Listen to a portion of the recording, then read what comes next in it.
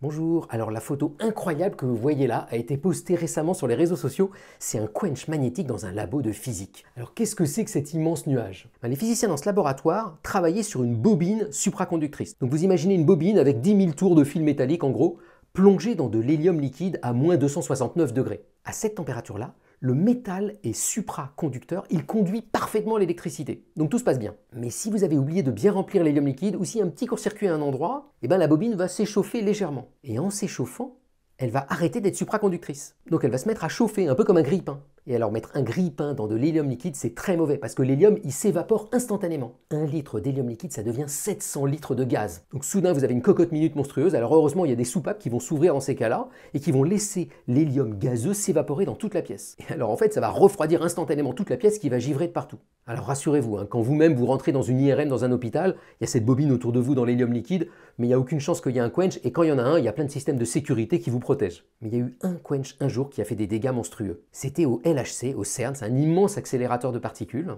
et tout le long de l'accélérateur, il y a justement des bobines supraconductrices dans l'hélium liquide. Mais là, à un moment donné, il y a eu un petit court-circuit qui a fait quencher l'hélium. Le problème, c'est qu'on n'a pas une seule bobine là, on en a des centaines, et donc de proche en proche, ça a fait un quench monstrueux. Il y a une dizaine d'aimants et de dipôles supraconducteurs qui ont pété, et il a fallu plus de 6 mois pour réparer l'accélérateur de particules. Voilà, c'était dans la série Les accidents qui peuvent survenir dans des laboratoires de physique. Bonne journée!